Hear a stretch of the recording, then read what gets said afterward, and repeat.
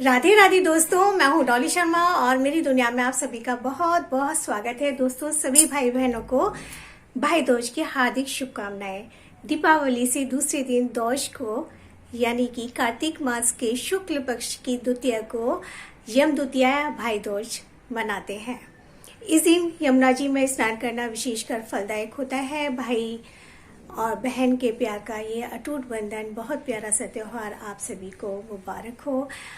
आज के दिन भाई दूज की कहानी सुनने से भाई की लंबी उम्र होती है, भाई बहन का प्यार बना रहता है। आज मैं आपको भाई दूज की एक बहुत प्यारी सी कहानी, तो आज मैं आपको कोई भजन ना सुनाकर भाई दूज की कहानी सुनाने जा रही हूँ, जो गोवर्धन के पास बैठकर करते हैं। सुबह सुबह गोवर्धन महाराज का विसर्जन करने के बाद वहाँ पर चौक पूरकर और कहानी सुनते हैं।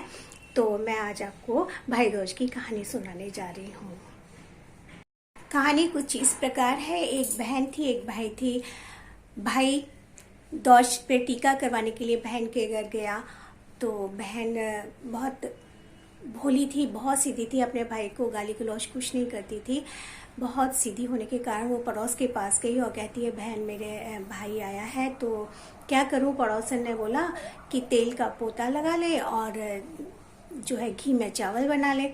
वो आई, उसने तेल का तो पोता लगा लिया और घी में चावल बना लिए। तो बहुत देर हो गई, भाई फिसल के जाए और चावल बने नहीं। भाई ने कहा, बहन बहुत देर हो गई, मुझे तो बहुत तेज भूख लगी है, खाना नहीं दे रही है। कि चावल बन रहे, कि काहे में बन रहे हैं, कि तेल में बन रहे हैं, घी में बन रहे हैं। कि अरे पागल, उसमें थोड़ा सा पानी डाल तभी तो जाके वो पकेंगे। तब वो जाके वो पानी डालती है और दूध डालती है, तब जाके उस खीर बनती है। फिर वो भाई को खिलाती है और टीका करती है। उसके बाद जो है वो अपने भाई के लिए जाने के लिए तैयारी करती है, तो आटा पीसती है चक्की में लड्डू बनाने के लिए। तो उसमें सांप पिस जाता है, तो लड्डू बनाकर दे देती है। भाई चला जाता है। जब सुबह उठकर चक्की झाड़ती है तो देखती है उसमें सांप पिसा हुआ है, तो भागी जाती है। रास्ते में देखती है कि क्या हुआ, भाई ने अभी लड्डू तो नहीं खाए। तो भाई सो रहा होता है रास्ते में पेड़ के नीचे, तो देखती है कि हाँ अभी भाई ने लड्डू नहीं खाए, उसको फेंक देती है।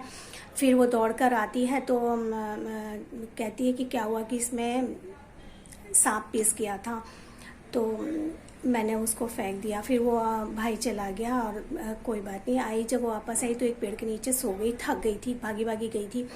तो एक मैना, तोता मैना बात कर रहे थे आपस में कि एक बहन भाई हैं और जो है ना उनके ऊपर विपदा है। बहन अगर सुन रही हो तो भाई की सारी विपदाएं दूर कर सकती है।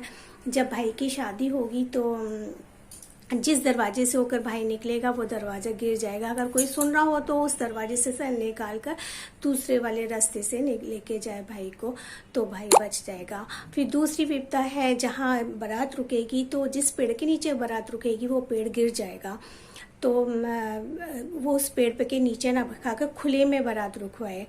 तीसरी विपदा वह है जहाँ जब फेरे डालने जाएगा भाई, तो जो वहाँ पर नाग नागिन आएगी वो जूता उतारेगा, उसमें नाग नागिन घुस जाएंगे और जब वो जूता पहनेगा तो वो नाग नागिन उसको डस लेंगे और वो भाई मर जाएगा। तो भाई अगर कोई सुन रहा हो तो इन विपदाओं को टाल सकता है। वो बहन भागी अपने घर ना जाकर वापस अपने भाई के घर गई। वो गाली देती जाए, भाई मरे, भौजैया, विधवा माँ, ये उल्टा सीधा बोलती जाए। माँ बोली कि मेरी इतनी सीधी लड़की थी, इसको क्या हो गया, ये गाली क्यों दे रही है, समझ नहीं आया। जब भाई की शादी होने लगी तो सब लोग जाने लगे, बारात जाने लगी, तो बोलती है बहन मैं भी जाऊंगी। तो सबने कहा कि नहीं ये तो पागल है, सब लोग क्या कहेंगे इसको, कि नहीं मैं तो जरूर जाऊंगी बारात में। लेकिन जब बारात चलने लगी तो रास्ता रोक के खड़ी होगी, बोली नहीं मैं इस दरवाजे से भाई को नहीं निकलने दूंगी। कि क्यों, तू अपशगुन क्यों कर रही है, कि नहीं मैं इस दरवाजे से नहीं निकलने दूंगी भाई को। तो दूसरा दरवाज़ा तोड़वा के और वहाँ से निकलने दिया। तो उसी दिन से जब भाई की शादी होती है, बहन जो है दरवाज़ा रोकती है। वो रिवाज वहीं से चला आ रहा है हमारे इंडियन रिचुअल्स में। तो उसके बाद जब वो बारात में पहुंच गई तो पेड़ के नीचे बारात रुकने लगी, तो बहन ने कहा कि नहीं मैं पेड़ के नीचे बारात नहीं रुकने दूंगी, खुले में रुकने दूंगी, कि पागल है धूप में मर जाएंगे। कि लोग कह रहे कि नहीं ये कुछ जानती है, खुले में रुकते हैं। जब खुले में रुकी तो पेड़ चढ़ करके गिर पड़ा। सबने कहा इसको ये कुछ जानती है। फेरों पर भी जाकर बैठी।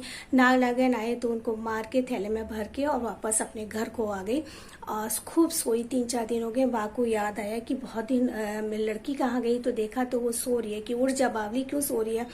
कि सो नहीं रही माँ, आपका बेटा रखा, भाभी का सुहाग रखा, अपना भाई रखा। भाई के ऊपर इतनी सारी विपदाएं थी, मैंने वो सारी विपदाएं दूर की और मैं अपने बेटे को छोड़कर आई हूँ पालने में। मैं जा रही हूँ। और फिर माँ ने उसको विधि पूर्वक विदा किया और भाई बहन के प्यार का इतना प्यारा सा संबंध बनाए रखा। जो कोई इस कहानी को सुनता है उसके भाई की लंबी उम्र होती है और भाई बहन का प्यार बना होता है। बोलो भाई दूज महाराज की जय। अगर मेरी कहानी पसंद आती है तो लाइक बनता है, लाइक कर दीजिए और कमेंट में जय श्री कृष्ण और राधे राधे जरूर लिख दीजिएगा।